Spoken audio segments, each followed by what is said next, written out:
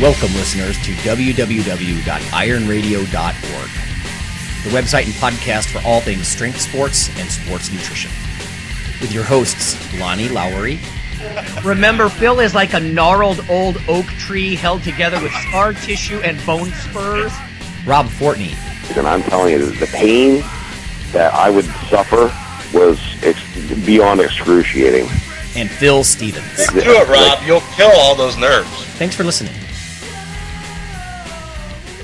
Welcome, Iron Radio listeners. This is Lonnie Lowry. I'm an exercise physiologist, and I'm a sports nutritionist, and I'm a former competitive bodybuilder.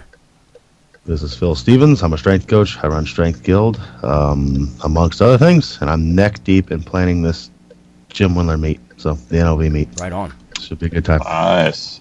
This is Dr. Mike T. Nelson, owner of Extreme Human Performance, creator of the Flex Diet Cert, and I was in the jungles of Costa Rica for 2 weeks, and now I'm teaching for the Carrick Institute here in Florida. So getting ready to do that in just a bit again for day 2 of 3. Cool.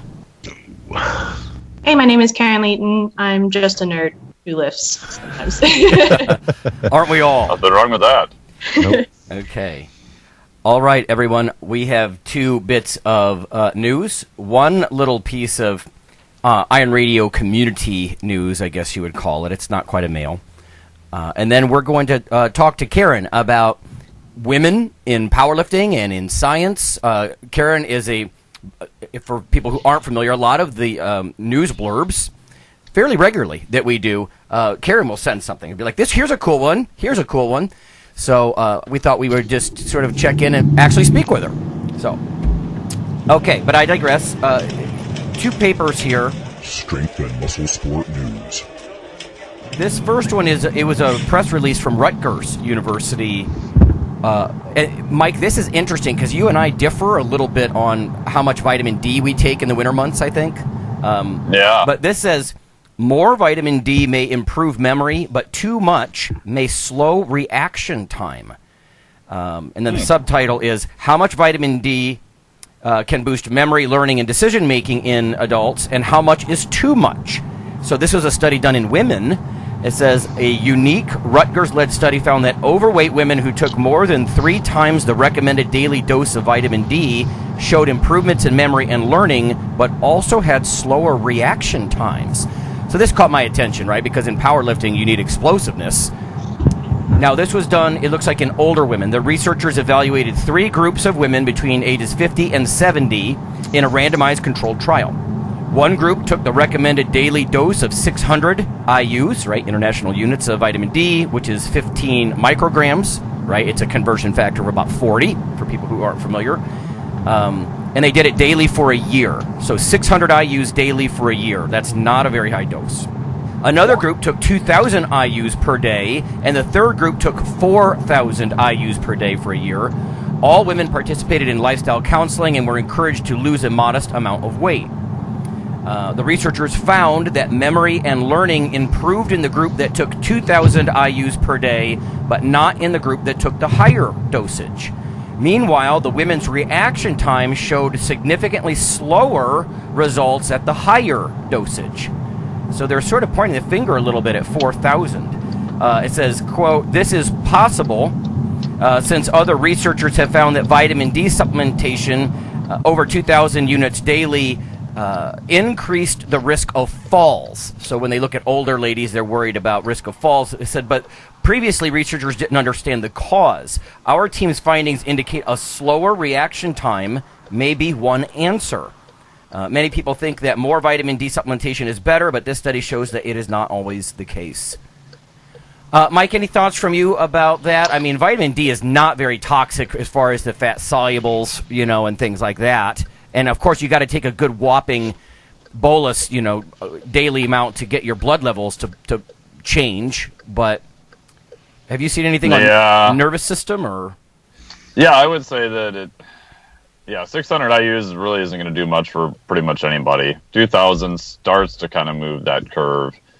I would wonder if they measured, the surrogate marker 25 hydroxy levels in the blood, because if they don't standardize people in terms of low or high, and I'm sure they tried to get the same population, I always wonder about just giving someone a supplement, how many people kind of respond to it, how many don't, how many were low, how many were high. And usually with those kind of studies, I'm more interested in what was the blood levels of the 25-hydroxy, right? So a marker for vitamin D. Right. More so than just the supplement. Because I know everyone likes a randomized controlled trial, and there's good reasons for that. But when you're doing with something where you're trying to actually hit a physiologic target, I'm more interested in what was the physiologic target. Did they get close to that or not? And then secondary, how much did they take to get to that? Instead of, we just like fish oil is the same way. We gave a bunch of people fish oil. Some got better, some got worse. We don't know. Like, well, did you measure what was actually going on in the body then? I'm guessing they probably did look at 25-hydroxy-D in the bloodstream, but I think one important, I would imagine so. One important caveat here. In fact, later in this blurb, it does say. One of the researchers said that 4,000 IUs a day might not be a problem for younger people, but for the elderly, it could be. It could because of their balance or their cognition may already be altered a little bit, right? So it's interesting that there may be. We see that across other populations, right? With protein, we see that you need more protein as you age, so it's not surprising that we would expect to see differences based on age and intervention. Right. Yeah. Interesting, though. Super interesting. I've always just looked at vitamin D. Like, I try not to go. I'll do 2,000 most days. Every once in a while in the winter months, I'll double. I'll take 2 of them. I try not to go over 5,000 IUs a day, kind of thing. But I've always just sort of watched for stuff like calcified bumps in my soft tissue or something, kind of thing as a crude overdose marker. But in any case, there's some data obviously taken with K1 or K2 can be helpful, and vitamin D works with all other, nutrients in the body too. Right. So, okay, I have one more. This one is from Advances in Nutrition. It's spanking new. It says food groups and risk of overweight, obesity, and weight gain. A systematic review and dose response meta-analysis. This is by Schlesinger and colleagues. It says.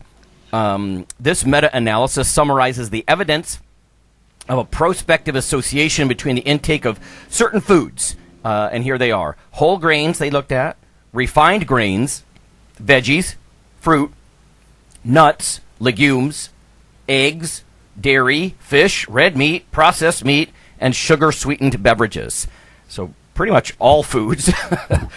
And then they looked at risk of overweight and obesity. Then separately, they looked at just gut fat, like abdominal obesity, and weight gain. So they calculated some relative risks, and they drew this from 43 reports.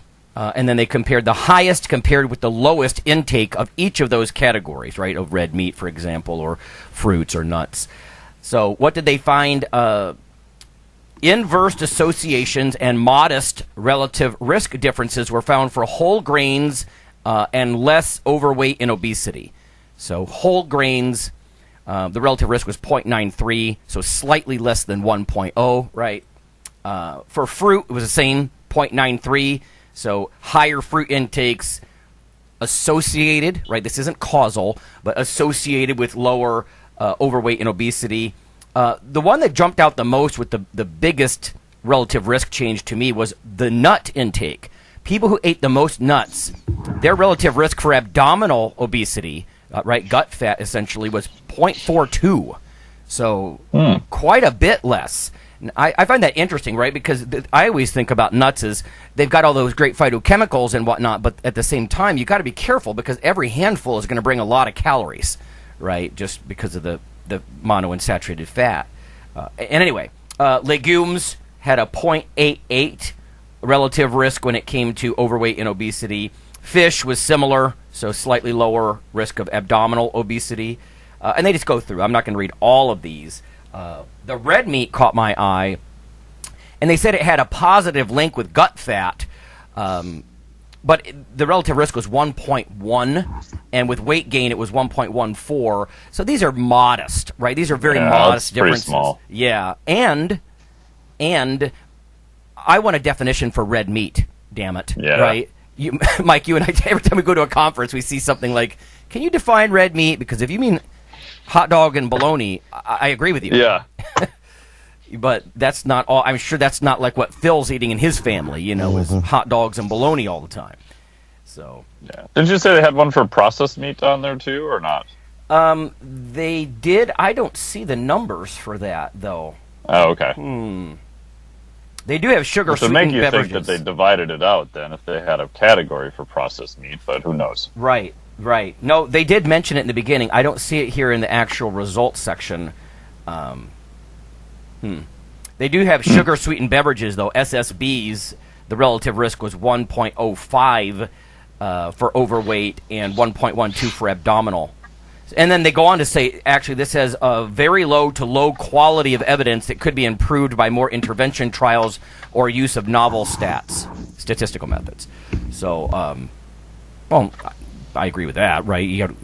Some direct comparisons are always good instead of just these sort of correlation type things. But anyway, I thought I would just share that just because it's brand new and it looks at different food groups. And I think that's a real trend in nutrition lately is not just a single nutrient, but what are the dietary patterns? What are the overall food groups, right?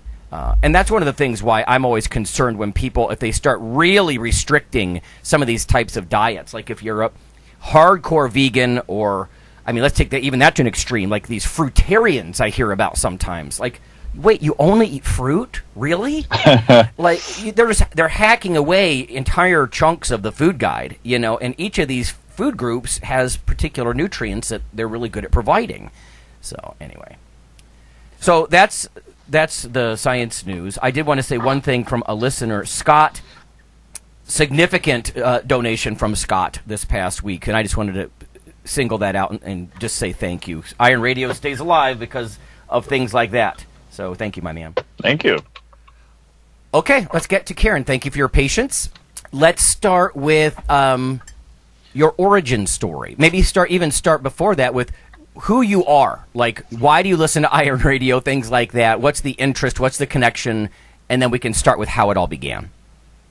Okay, so I guess I started listening to Iron Radio after I had gotten into powerlifting, and I'm a nerd, so what really I liked about Iron Radio was it was really science-based, which really appealed to me. This is kind of off topic, but I really like the format of your podcast.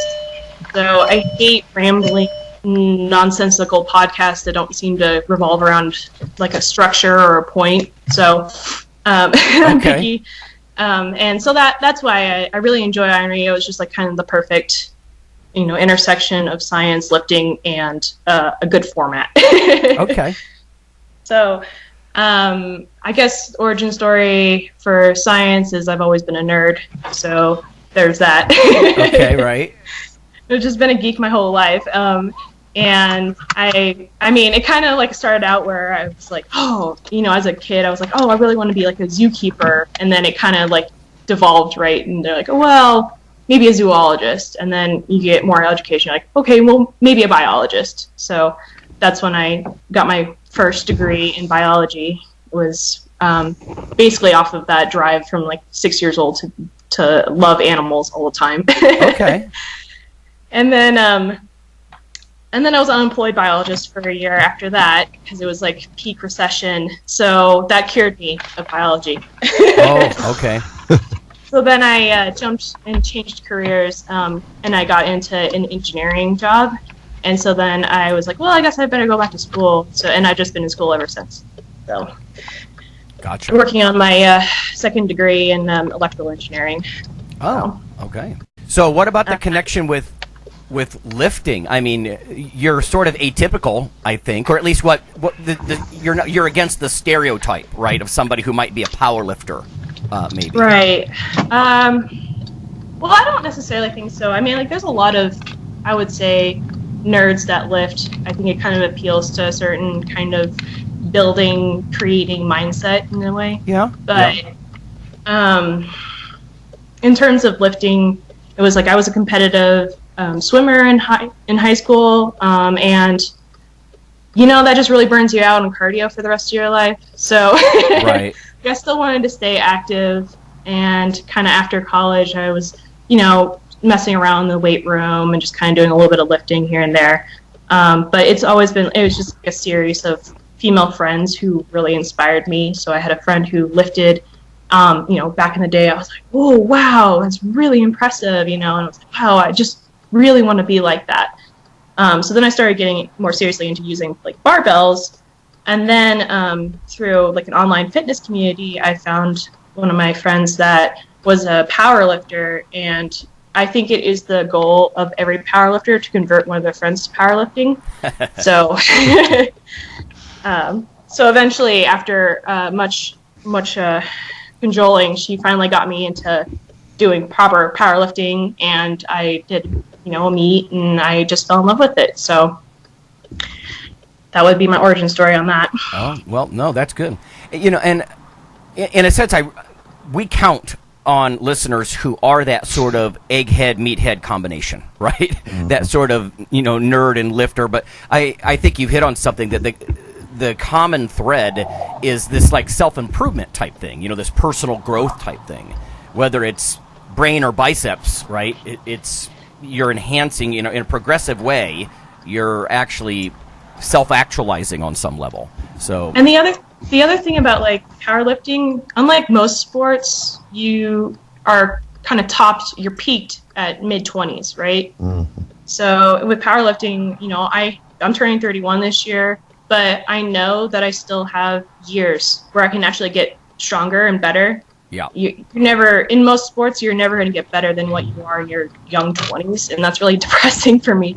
So it's kind of nice to be, I like being in a sport where I can get better than I am right now, and you don't just like chasing your glory days in your early 20s, Mm-hmm. Yeah, good point. I mean, done properly, there's a really long road where you can continue to improve. I'm always talking to like collegiate team athletes, right? And these kids are 20, 21 years old, and a lot of them already start looking a little bit high mileage with these injuries and the stuff that they're doing. And then a lot of them, when they're about to graduate, they're like, I don't know what I'm going to do with myself. And I'm like, well, unfortunately, society is built largely where it focuses so much on sports up through college, and then you just kind of become fat unless you just have enough self-motivation to go seek and do something, because it's not really built into what you're supposed to do, I think, in your 30s and 40s. And so I always tell them, what about strength sports? If I'm talking to some big guy, big kid, I'm like, have you ever thought about something like strongman? I mean, you're strong as hell. Look, you weigh, 250 pounds. Stuff like that. Not to say that smaller guys can't do strongman, but you get my point. I agree with you 100%. If you could continue on with something, strength sports really offer that. All right, well, I'll tell you what. We're going to go to break. When we come back, we're going to just get some of Karin's thoughts about women in powerlifting, women in the sciences, what's important about connecting them, and things of that nature. The whole, again, egghead versus meathead spectrum kind of thing. And we'll be back in just a minute.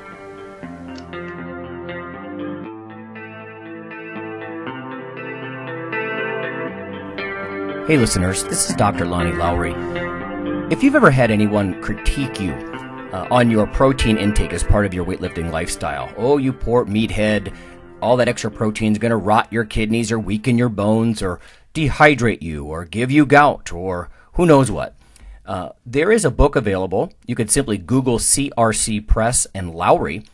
And what I've done is reach out to experts all over the world and create a book, a single compendium that you can hold up and say, this is why I consume extra protein. This can be very valuable when you're being quote-unquote educated by various professionals on the topic.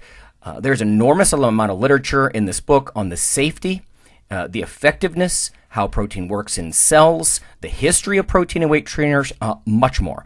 So again, please check out CRC Press and Protein and Lowry. You can just Google that.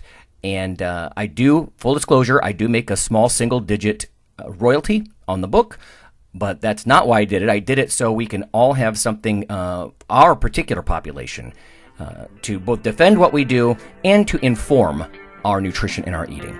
Thanks.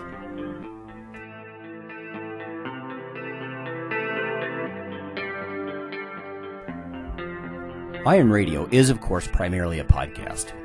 But over the years, there have been technical glitches calling for backup streaming and listeners who wanted the convenience of other sources of audio content. Toward this end, Iron Radio is now simulcast and backed up on YouTube. If needed, please search Lawnman07 or Iron Radio from within YouTube.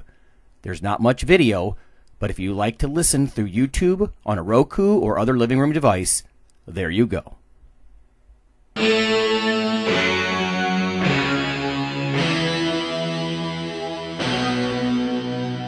Like your weekly fix of Iron Radio?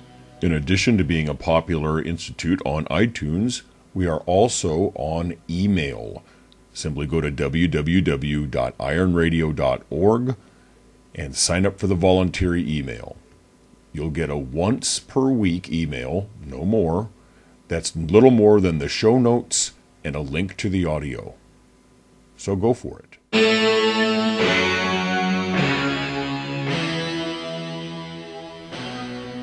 All right, everyone, we're back. It's Phil and Mike and Lonnie and Karin. Karin's a longtime listener, self-described science nerd and power lifter. Karin, how many competitions have you been in? Can we establish a little bit of street cred for you? Because you seem to be. I don't have a lot of street cred, so I don't really.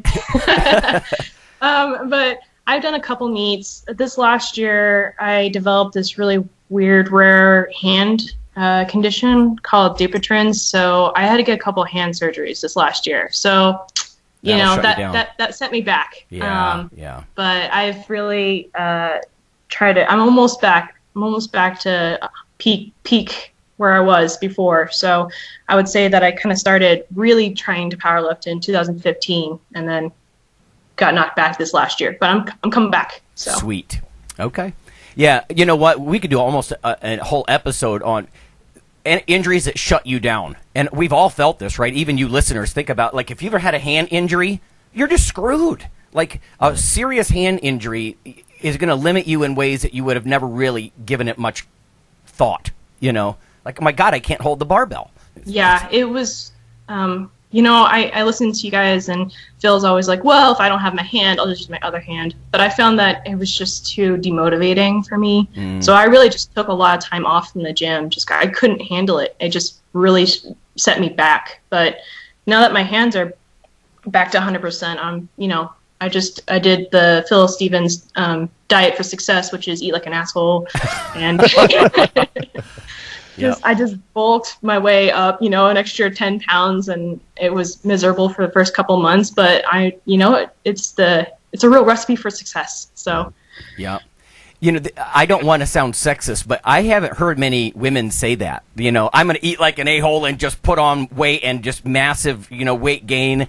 I'm sure it happens. I just haven't heard that much. That kind of reckless, crash through barriers kind of bulking phase. So, well, respect. I think a lot of women in strength sports, say that they're hard builders, and when they're really in the sport for a long time, because, a woman off the street will always claim that they build muscle like nothing. Like, oh, I always build muscle, I just can't stop, But when you're actually in the gym for a little bit, you realize, no, I can't just build muscle. It's actually extremely difficult for me to build muscle. And I think a lot of it comes from a hesitation to actually bulk, like a man does. There are a lot of women are really afraid of gaining weight. And it's very difficult because, in society, peak women fitness is underweight. And so you just kind of have to disregard everything you've ever learned about anything, in society, and just kind of like, well, I want to reach my goal. And the way to do that is just to, follow Iron Radio advice and just gain weight. Yeah. Just have to eat. Yeah, you can only defy the laws of physics for so long, right? In fact, you can't. So you and Mike are both engineers, right? I don't have to explain thermodynamics to you guys, but the fact is, if enough energy comes into the system and it's not escaping somewhere, you're going to grow. So, Phil, do you have women competitors? Like, are they, because of the culture at Strength Guild, are they very open to, what I would call reckless, or dirty bulk kinds of weight gains, or? Yeah, we got jokes around my gym about I make women gain weight. So it's like everybody that comes in my door ends up adding weight. So by and large in mass, a lot of my women, are in there to be competitive, and they're going to do what it takes. So there are times where we eat to gain, Yeah. And they don't have much of an issue with it. And it helps when you have a culture and a support system around you of others doing it. You're not just doing it by yourself. Right. You've got 50 other people, and they're doing the same thing, and they understand where you're at. So, when you're by yourself, you're like, oh, my summer body. And we're like, screw summer. You got to meet July 5th. It doesn't matter. Mm-hmm. So they can be singularly focused like that. They don't have everybody has hang-ups or anything about the fat, additional fat gain, or for sure. I mean, there's even times I do. It's like, oh man, I'm a slob. But the greater picture of the thing is I'm here for a reason, and I put myself here. And once you realize that, you didn't accidentally gain 30 pounds. You did it on purpose, and it'll come right back off. Yeah.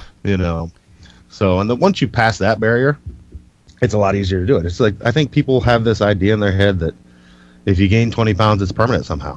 And it's not. You put it on, you can take it right back off. You can change again, Oh, right. So, no, I agree with that. I think a lot of people, they look at their bodies like a permanent thing, right? And the more you understand physiology, I was just describing this in the classroom the other day, but I said, there's that old metaphor of a river. The body is like a river. Everything's in a state of flux. You never step into exactly the same river twice. And you're right. I think that's one of the things that bodybuilding and powerlifting both teach you is, like, if my mental image is sort of this medium body fat guy, but over the years I've been extremely lean and then extremely not lean. Exactly. And because the locus of control is me. And yes. And I don't know, Karin, is that how you tend to process things, or is it more of a struggle, do you think, or what's insight? I think it's something that the differences between men and women. For every physiological difference, there's about 100 greater times social differences. Mm-hmm. So women are kind of marinated in this really like, oh, you need to be thin, you need to be dieting all the time kind of mentality. So it takes a long time to kind of kill that mindset. And it really helps to have other women around you doing the same thing. Like, I don't know if I would have been able to get to this point if I didn't have a supportive female powerlifting community around me. That's what really helps. And, that's why Phil does well with women, is because he already has women in his gym. So he'll continue to have more women in his gym because he has women in his gym. Mm-hmm. And you walk into the gym and you're like, okay, all these other women are serious. They want to, they're here for strength gains. And we're kind of the subculture of a subculture where you're disregarding what society is like. You need to be thin, you need to be skinny. And you're going, okay, I don't want to do that. Yeah. So it helps having a support system, and it's still a hang up, especially when you go clothes shopping and you can't find anything. And women's clothes shopping is just brutal experience. I would have a friend and we would just get drunk before I tried on pants because it was just depressing. You go up in pants, and a lot of these clothing lines, they just make the waist bigger. And I'm just like, my calves are strung. I can't get my calves in. I can't get my thighs in. And then there's like a balloon around my waist, and you're just like, well, this doesn't work for me. Oh yeah. So.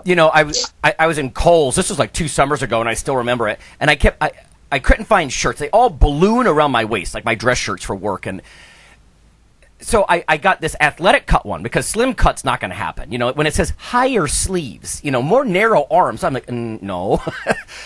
And so I got this athletic cut one, and it was just slimmer through the chest. And I'm like, that's not athletic. Like, what kind of athletes are you dressing? Are you trying to clothe? I know what you're saying. Clothes are not cut for people who have any kind of muscle mass. And I'm not a really heavily built person.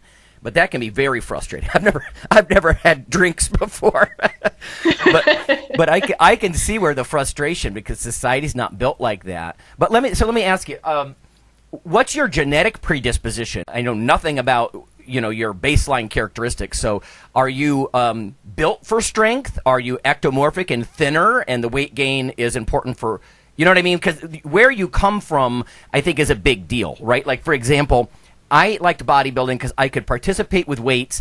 I'm never going to squat, 700 pounds. It was never really in the cards for me. I mean, I guess, I don't want to sound defeatist, but, I have really little joints and things like that. But other people are the flip side of that, right? If you have bigger joints and you're a little bit more heavily built naturally, if society expects you to be underweight equals fit, like you were saying earlier, you're just not geared for that, right? So, so where are you coming from on that spectrum? Are you thin and ectomorphic? Are you a little bit bigger jointed, and the strength is just, that's what drew you that way because you're good at it? You know what I'm saying? Yeah, okay. So I'm definitely a large, like, boned person. I've always weighed more than people would even expect. So I'm just dense, and I have big, broad shoulders and just thick. I'm I have big joints, and my skeleton is big, and I'm like 5'7". So it is interesting going into a powerlifting meet because first of all, I'm taller than a lot of the other women. Okay. Especially at a powerlifting meet, there's a lot of shorter women, it seems like. But yeah, in society, I would say that compared to another normal woman, I definitely feel like I kind of am I am like half Swedish, right? And I'm Polynesian, so I'm just from big, seafaring folk. So, I don't tend to gain a lot of fat. I guess I've been really fortunate in my life to always just kind of be, never have to really struggle too much with my weight. But I'm definitely meant to carry weight, and just trudge it around all day long. So I'm not a fast person. Every once in a while, I'm like, I'm going to be a runner. I'm going to run. And then I start running, and then my knees just kind of like, Oh, yeah. and then I'm in pain for weeks on end. So I'm not a fast person in that way, for sure. Yeah, I guess that's what I'm getting at, right? If you're gifted in that way for strength, that's what you should go for. You know what I mean? What was that? Who said this? Years ago, I heard a quote where somebody said, that thing you're really not good at? Yeah, don't do that. Right? Yeah. And so, I know what you're saying. Like, I'm going to go out and I'm going to run. And I don't know what if your introduction to fitness put that kind of pressure on you or not. Did you stumble into the right online communities you felt like then? Or did you feel that pressure that if I'm going to be quote unquote fit, I'm going to have to, carb cycle year round and run all the time, Well, I definitely started, I think the route that everyone does in the gym is you're like, oh, I'm going to, I don't know, be a fitness model or whatever. But once you start lifting, you kind of, I think you find your niche, kind of forces you. I don't grow muscle very well. And I don't look, I don't look like a fitness model. I have muscles, but they aren't. I've seen women. I guess it comes down to like joint size and how it looks on you. But I can't grow muscles in that kind of way. But I did find I was like, but I can lift a good, for an average person, I can lift a good amount of weight. So I think you just kind of fall into what you like doing, like you said. Yeah.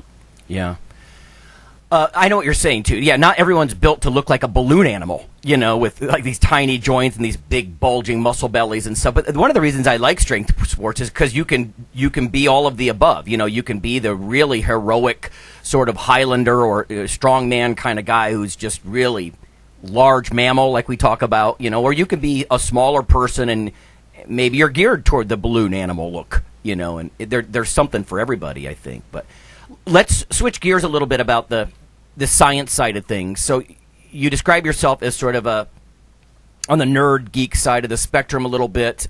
You send us some good studies and abstracts and whatnot. How do you come across those, and how important do you think that is? Other than IronRadio, can you suggest any other resources, or why is that important to you? So in my day job right now, I work on software, and I still love biology. I'm still a biology nerd, and pretty much the only way I get to express myself as a biology nerd is by, reading scientific papers. Okay. So, I still feel like connected to my little community of bio nerds. And I read a lot of other articles. I'm not just interested in fitness per se, but I really enjoy reading the fitness ones. Just kind of like, I guess it's the way I can express myself as a bio nerd in an engineering world per se. Okay. So, and I had some really good professors in my biology degree who really taught me how to read a journal article. For example, he made us read this article and we talked about it, and then he said, "Oh, in what way did this article absolutely suck?" And that was really eye-opening because we were like, "Oh, what? You don't mean this isn't what is absolute truth?" And so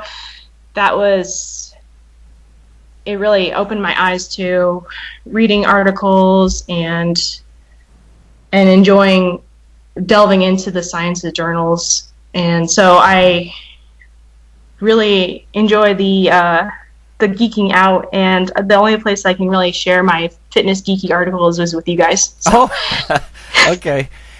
What kind of resources, I mean, because of your background, are you part of different email like list groups or something where they just send them to you, or do you get certain journals? Do you just go browse on like PubMed or the National Library of Medicine or something, or where do you see them?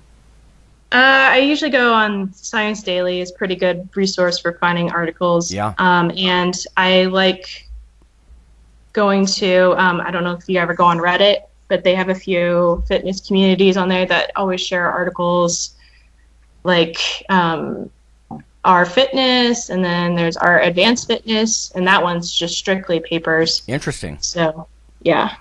Yeah, a lot of forums and that sort of thing. I haven't had a lot of great experiences with those because if you really have to, it's a minefield online, right? You really have to kind of be careful because people, they get wed to an idea. They can't change their conclusions in the face of new evidence, and then the science kind of breaks down, and things just sort of devolve. But I do get on Reddit for different things. I'll have to look for those. So it sounds like an endorsement a little bit. Yeah. That's good. Mike, when was it that you actually started applying, how to read a science paper to your fitness goals? I'm probably one of those weird people where I started doing that pretty early on, I guess. Because I started doing Bachelor of Arts in Natural Science, and then even when I was doing engineering stuff, I would read fitness articles and research for fun.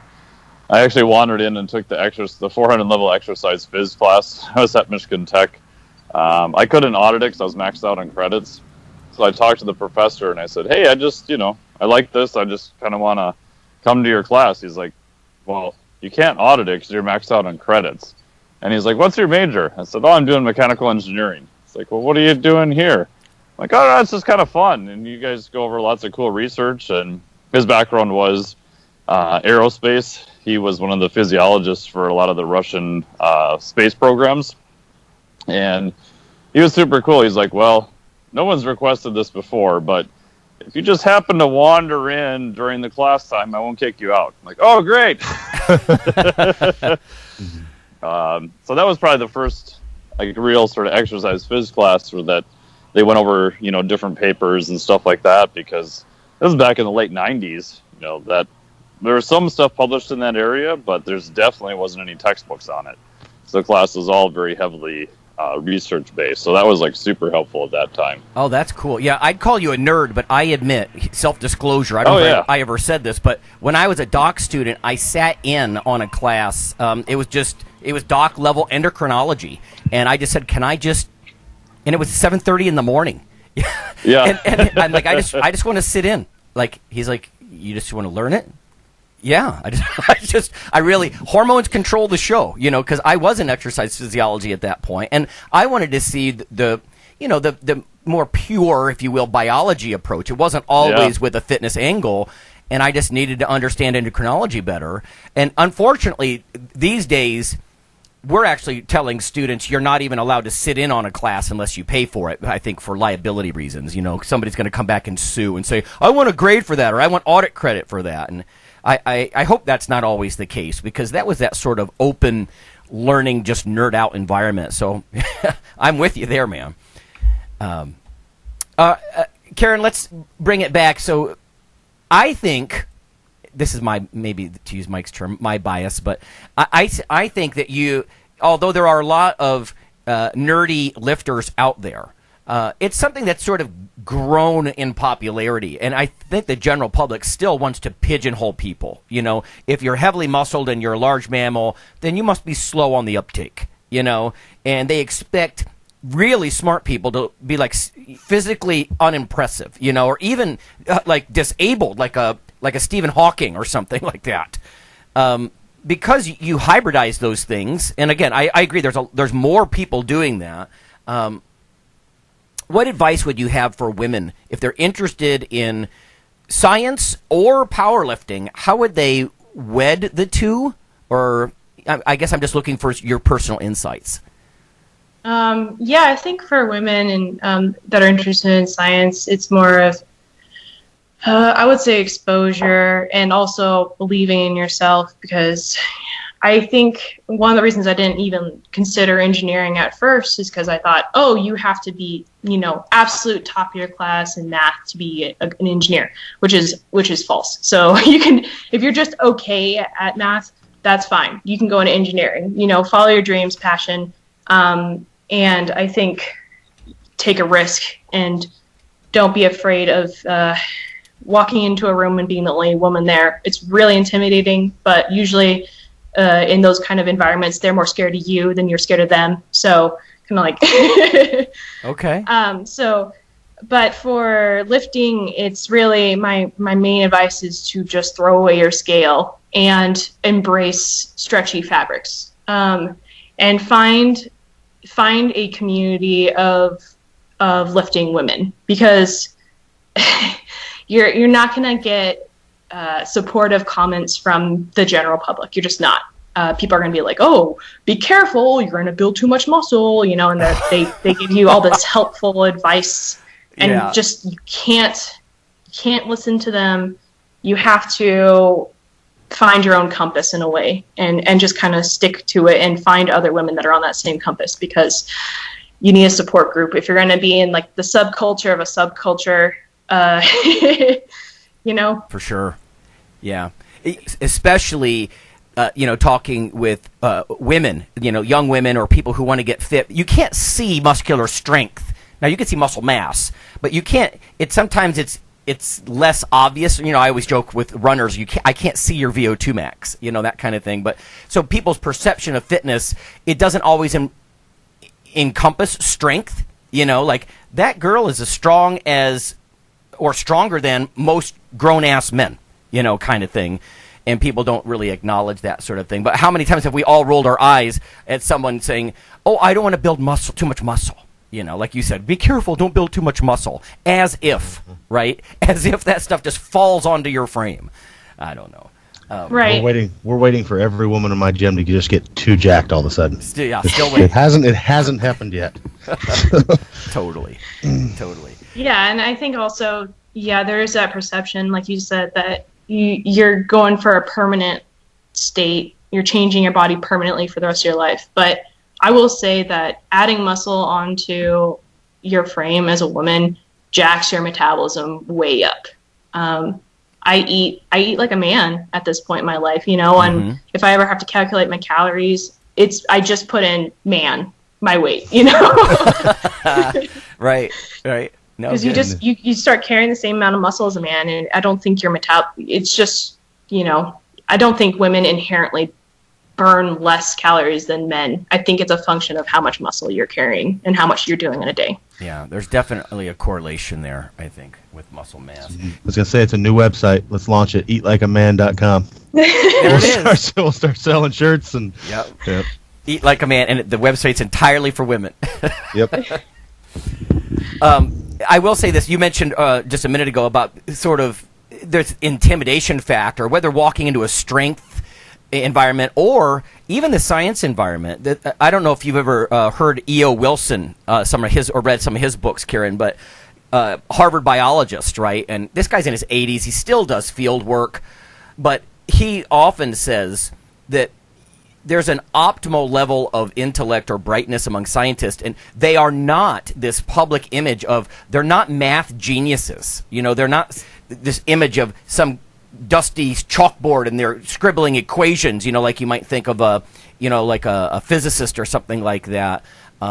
They're curious people who want to understand the process, you know, and some of the best scientists aren't what we think in that. So if you're thinking, oh, I'm not a math genius, I can't do X, Y, or Z, or even incorporate it or lean on it in my own lifting endeavors, that's not accurate, right? You can really gain a lot from appreciating better forms of evidence, you know, especially in a Web 2.0 environment.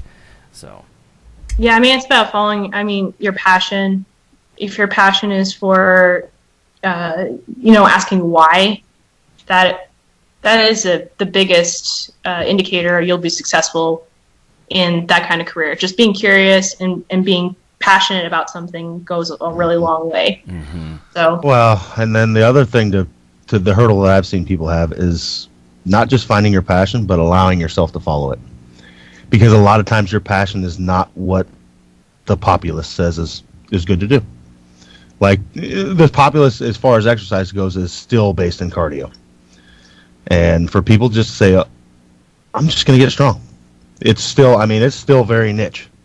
And it's okay. If that's your passion, do it. You still see people, I have people that struggle with, I need to run more. Why? I don't know, but I just do, because that's what you do. You should. You know? Yeah.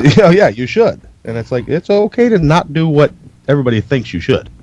So, especially if you want to be the best at something. And it's true. What you and Karin are both saying, it takes bravery to go against the grain like that. You're like, no, I like this, damn it, you know. So that's what I'm going to pursue. Yeah.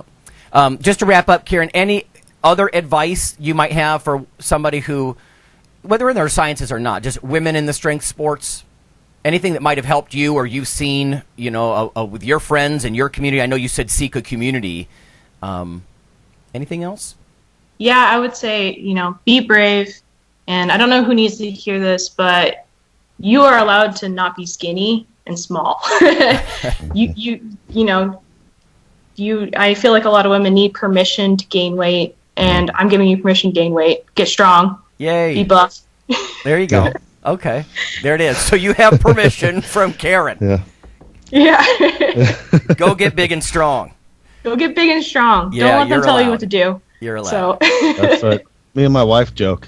And when I met her, she says the reason she married me is because I'm the first man that ever told her, just go ahead and gain 10 pounds. Right. Yeah.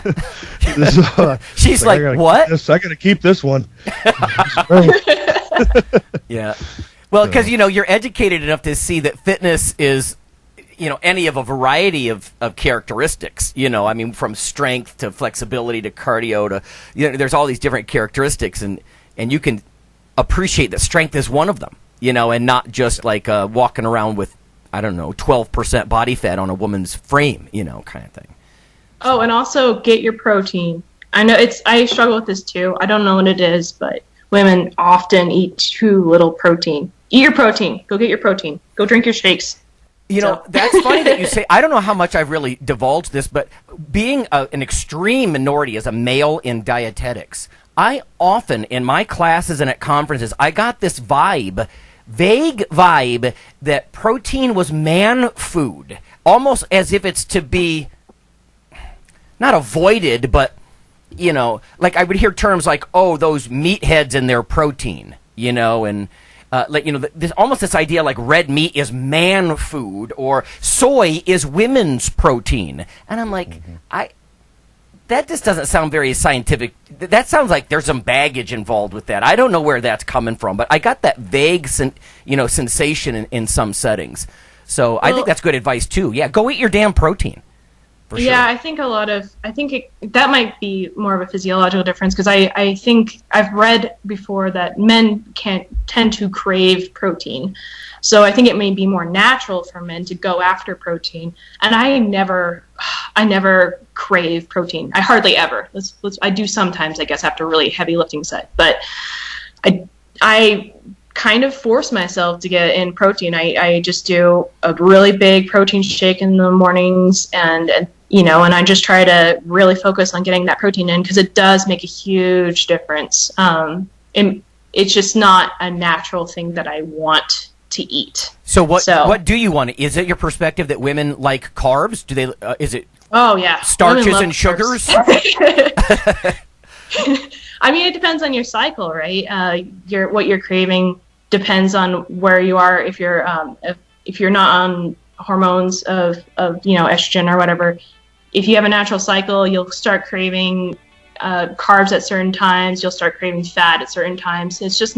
Protein is just not really on a lot of women's radar as far as what they want to eat. So you kind of have to force yourself to do it, but it helps a lot when you do. I'm going to have to go dig in the literature. I've seen a few studies about taste preferences of men or women, but not necessarily like macronutrient preferences, of man or woman. All right, well, that's good stuff. Thanks, Karin, for joining us. Yeah, of course. Next week, we're lining up a couple of guests here, but next week we might just have a gym talk kind of episode, sort of thing. And I guess we'll see everybody next time. That sounds good. See you later, everybody.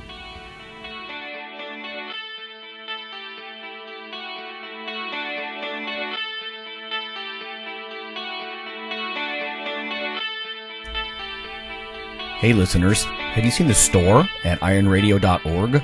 There are 3 halls in the store. One for Phil, one for Fortress, and one for myself, Dr. Lowry.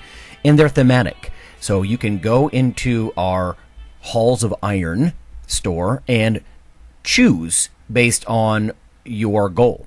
If you need something to learn or read or something nutritional, you can look in my store, Lonnie's store. If you want something about injury prevention or competition, then take a look at Phil's Hall of Iron. And if you want something about motivation or daily training, Fortress's Hall has what you're looking for. There are some fun, heroic descriptors as you browse through the store, so we try to make it a little more fun than the average boring online store. And whether you're a novice lifter or someone more experienced, you can take heart that you're not wasting your time. The things that we put in each Hall of Iron are actually based on our own recommendations. Protein powders that we know to be good, knee sleeves, wraps of some kind, things that Fortress uses in his own training. The stuff you see, is good. This way you don't waste time. So check out the Iron Radio store at ironradio.org and let us know what you think on the forums, and certainly you can request products and we will screen them before they go in. So thanks for listening.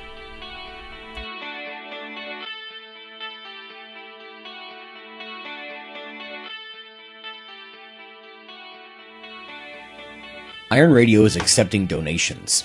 If you like what we do, the professors, the scientists, the bodybuilding show promoters, the athletes themselves in powerlifting and bodybuilding, please consider making a donation or maybe buying something from the ironradio.org store.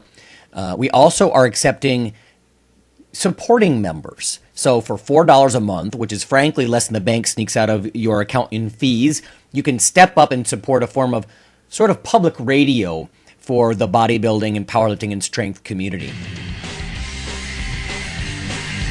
The Iron Radio podcast and all of the audio on ironradio.org is for informational purposes only. If you're interested in starting a diet or exercise program, it's important to check with your physician. Also seek the help of registered dietitians, athletic trainers, and qualified exercise physiologists in order to make the progress that you need.